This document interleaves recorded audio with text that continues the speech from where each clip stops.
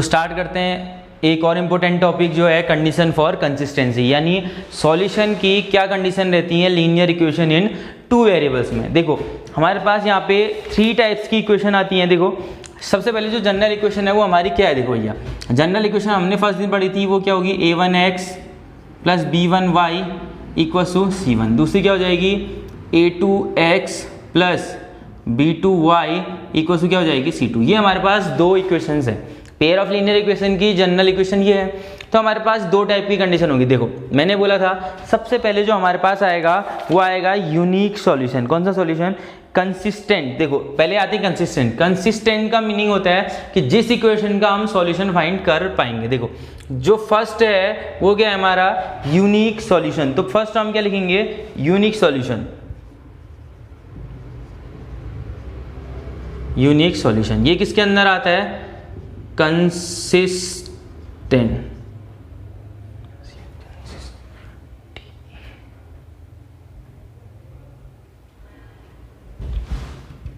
Consistent, ठीक है, sorry थोड़ा लेट हो गया। यूनिक सॉल्यूशन क्या हमारा कंसिस्टेंट के अंदर आएगा।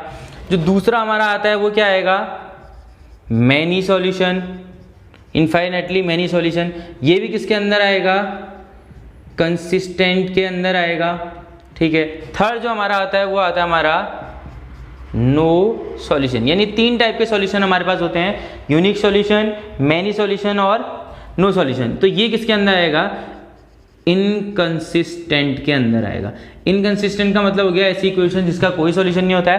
कंसिस्टेंट होता है जिनका सॉल्यूशन होता है। अब सॉल्यूशन होगा तो 2 टाइप से सॉल्यूशन होगा, या तो यूनिक सॉल्यूशन होगा, एक सॉल्यूशन होगा जो हम फाइंड करते हैं, और एक होता है मैनी सॉल्यूशन जो बहुत सारे सॉल्यूशन होते हैं जिनको हम फाइंड नहीं करते हैं, और एक होता है इनकंसिस्टेंट जिसमें कोई भी सॉल्यूशन नहीं आएगा। देखो इनका क्या ग्राफिकल होगा, क्या इनकी कंडीशन होगी। देखो यहाँ पे हम लिखते हैं इनकी कंडीशन, ठीक है, और यहाँ पे इनका जो ग्राफिकल रिप्रेजेंटेशन होगा, ग्राफिकल जो इनका रिप्रेजेंटेशन होगा वो समझाता हूँ आपको। देखो जब हमारे पास यूनिक सॉल्यूशन होगा तो तब हमारे पास ratio a1/a2 does not equal to क्या मिलेगा, b1/b2। यानी फर्स्ट के 2 a1/a2 का रेशियो b1/b2 के इक्वल नहीं अगर हमारा आ रहा है तो हमारा कंडीशन किसके लिए होगी, यूनिक सॉल्यूशन के लिए होगी। यानी इस टाइम पे हमारी ऐसी टाइप की लाइंस बनेंगी, यानी जो इंटरसेक्ट होंगी और एक ही पॉइंट पे इंटरसेक्ट हो रही होंगी। तो जो इस इंटरसेक्टिंग पॉइंट का कोऑर्डिनेट होगा वो हमारा क्या होगा, इसका सॉल्यूशन होगा।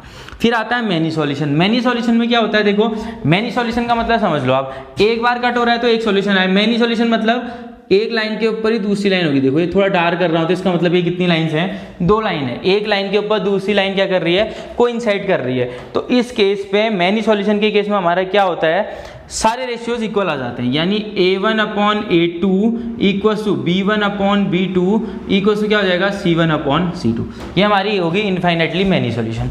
थर्ड आता है नो सॉल्यूशन। अब आप खुद ही समझो, एक बार कट हुआ एक सॉल्यूशन, बार बार कट हुआ यानी एक के ऊपर एक लाइन आई तो मैनी सॉल्यूशन। तो जब टच नहीं होगा यानी एक दूसरे के क्या हो जाएंगे, जब पैरेलल हो जाएंगे तो ये कौन सा सॉल्यूशन होगा, नो सॉल्यूशन। अब कौन सी कंडीशन बची फिर, यानी हमारी पहले के 2 रेशियो a1/a2 और b1/b2 तो इक्वल होंगे, but does not equal to किसके होगा, c1/c2। अगर ये कंडीशन मिल रही है तो हमारा नो सॉल्यूशन, ये कंडीशन मिल रही है तो हमारा मैनी सॉल्यूशन, और ये कंडीशन मिल रही है तो हमारा क्या हो जाएगा, यूनिक सॉल्यूशन। तो ये कंडीशन होती है हमारी किसके लिए, कंसिस्टेंसी के लिए। एक होता है यूनिक सॉल्यूशन, एक होता है मैनी सॉल्यूशन, और एक होता है हमारा क्या, नो सॉल्यूशन। तो आपने ये याद रखना है।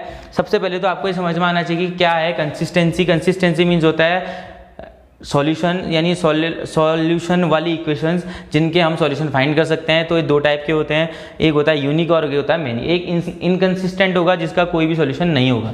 ये कंडीशन लिख ली आपने, ये आपको समझ में आनी चाहिए। ग्राफिकली इनका रिप्रेजेंटेशन है, ठीक है। तो कुछ क्वेश्चंस करते हैं हम इससे रिलेटेड। तो पहला जो हम इसमें क्वेश्चन करेंगे, हमारा जो क्वेश्चन है वो है चेक द कंसिस्टेंसी, यानी हमने चेक करना है कि लाइंस कैसी है। देखो पहला है 2x प्लस, फिर है 3y = 7, ठीक है। सेकेंड है हमारे पास 6x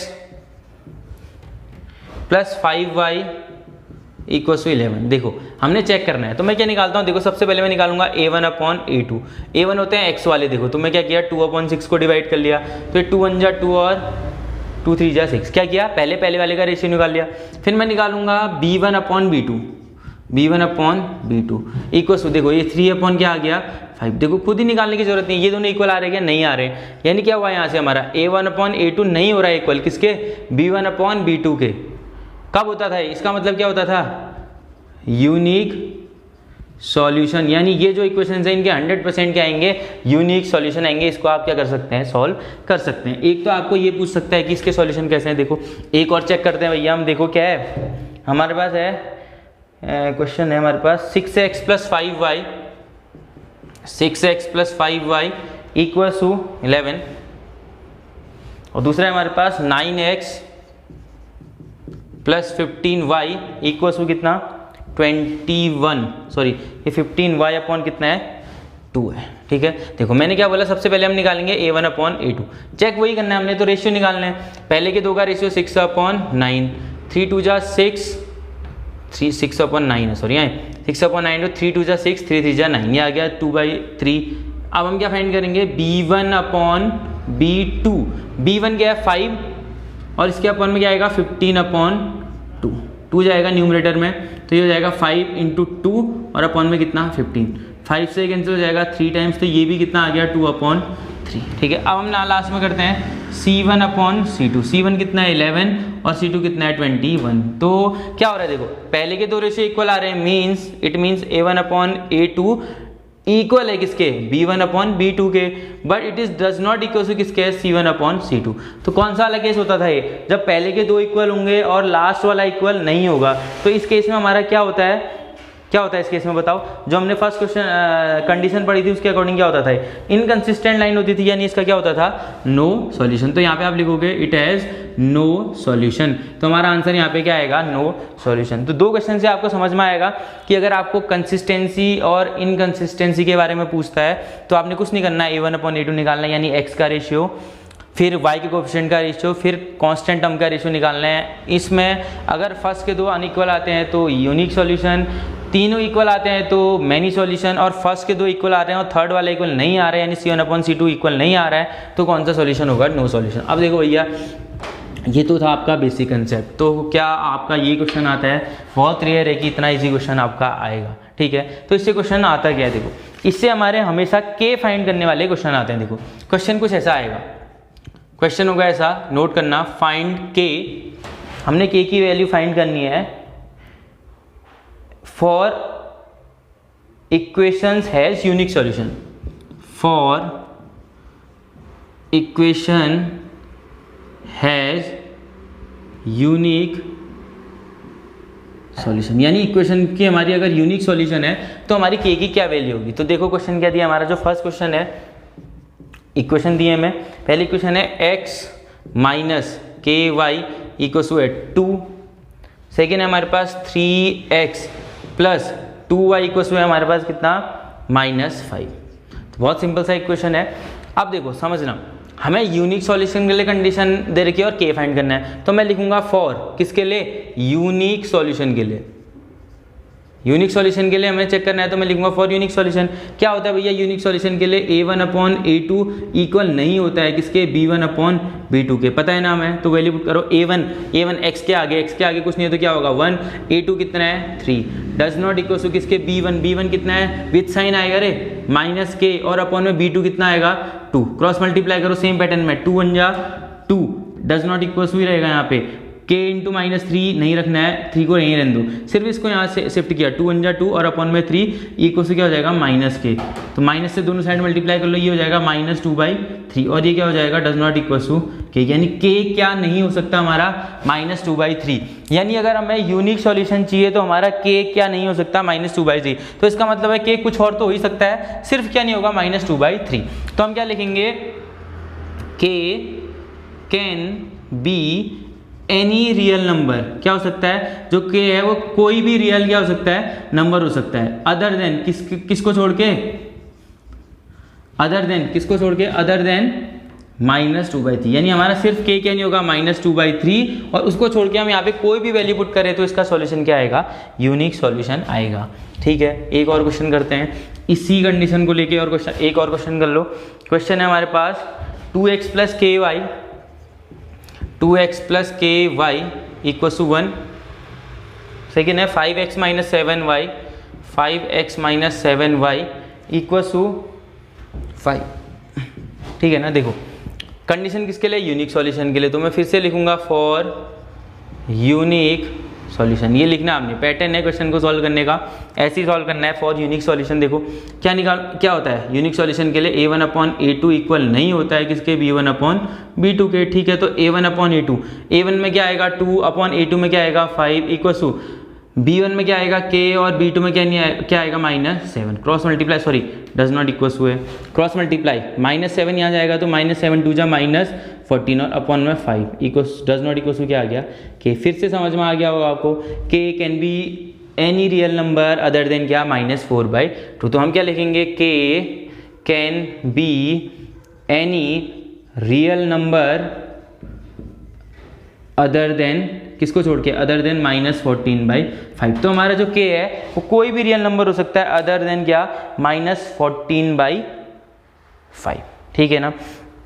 थोड़ा सा क्वेश्चन चेंज करते हैं, ये क्वेश्चन और कर लेते हैं फिर हम, तो इससे हमें समझ में आ रहा होगा। देखो एनसीईआरटी की एक एक्सरसाइज है, उसमें आपके पास ऐसे क्वेश्चन मिलेंगे। पहली तो आपने कंसिस्टेंसी चेक करनी है, दूसरा आपने क्या चेक करना है, के की वैल्यू फाइंड करने वाली एक एक्सरसाइज है, शायद थर्ड एक्सरसाइज होगी, आप उसको क्या करेंगे, सॉल्व कर लेंगे। ठीक है ना। थोड़ा अलग टाइप का क्वेश्चन समझते हैं हम, अलग कंडीशन पे। फाइंड के फॉर विच इक्वेशन हैव, क्या दिया, equations have infinitely many solution, infinitely many solution, जिसमें इक्वेशंस के क्या है, मैनी सॉल्यूशन है। देखो क्वेश्चन हम समझते हैं। देखो क्या है, पहला क्वेश्चन जो हमारे पास आ रहा है वो क्या है, 5x + 2y और इक्वल्स में क्या हो जाएगा k। दूसरा है 10x + 4y इक्वल्स में हमारे पास 3। ठीक है, किसके लिए कंडीशन हमने सॉल्व करनी है, इनफाइनाइटली मैनी सॉल्यूशन। तो हम लिखेंगे फॉर इनफाइनाइटली मैनी सॉल्यूशन।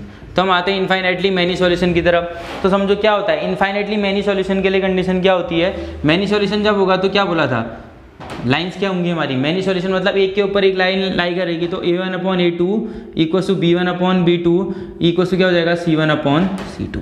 तो a1/a2 के प्लेस में क्या आएगा 5/10 इक्वल्स टू b1/b2 के प्लेस में क्या आएगा 2/4 इक्वल्स टू क्या आएगा k/3।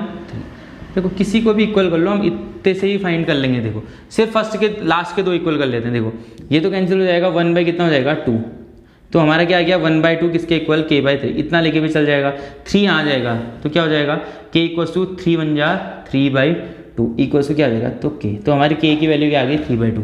यानी अगर हम इस इक्वेशन में k को 3/2 पुट करते हैं तो हमारे इक्वेशन के क्या सॉल्यूशन होंगे, मैनी सॉल्यूशन। ठीक है, 3 क्वेश्चन से आपको समझ में आ गया होगा कि हमने कैसे कंसिस्टेंसी चेक करनी है और कैसे आपने इसके k फाइंड करने वाले क्वेश्चन करने हैं। देखो